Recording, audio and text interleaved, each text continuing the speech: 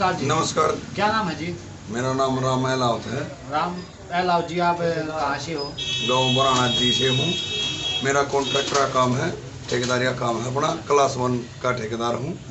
मैं अब की बार अपने गांव बराना में सरपंच पद के लिए खड़ा हुआ हूँ, गांव के विकास के लिए। मेरे गांव में विकास नहीं हो पा रहा। किन मुद्दों को लेकर खड़े हुए हैं? विकास के लिए।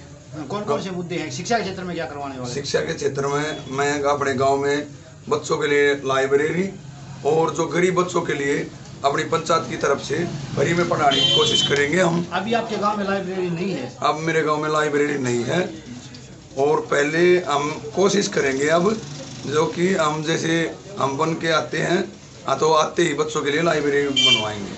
आपके गांव में स्टेडियम है?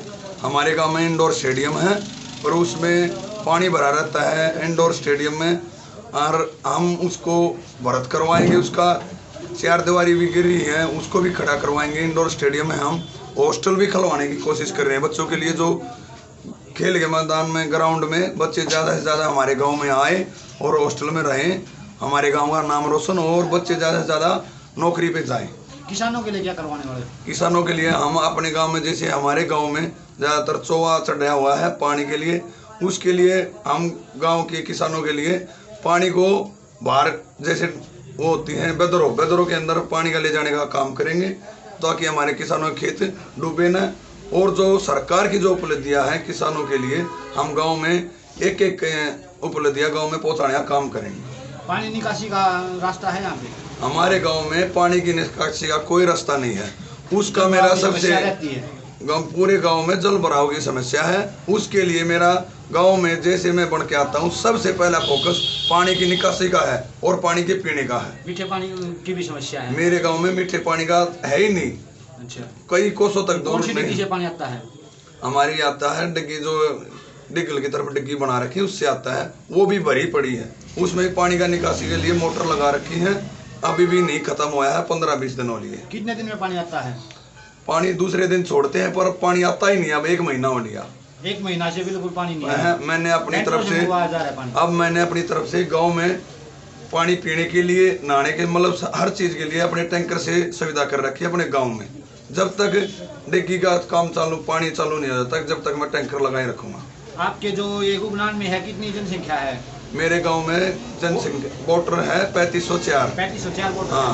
और कितने तक पोल हो जाते हैं? कितने % पोल हो जाते हैं? मेरे गांव में जी 2800-2900 वोट पोल होती हैं। आप जो बालक मेडल लेके आते हैं नेशनल इंटरनेशनल स्तर पर, उनके लिए क्या करने वाले हो?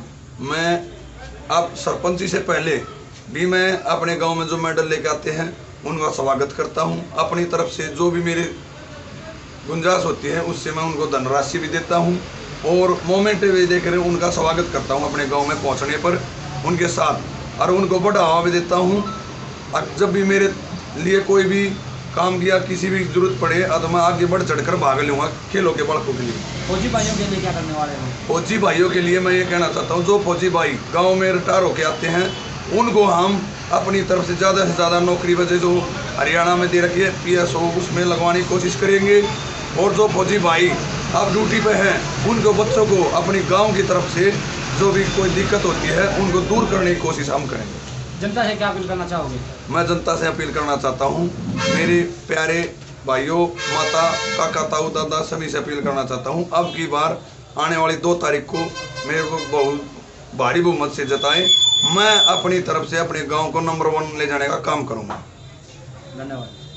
Thank you.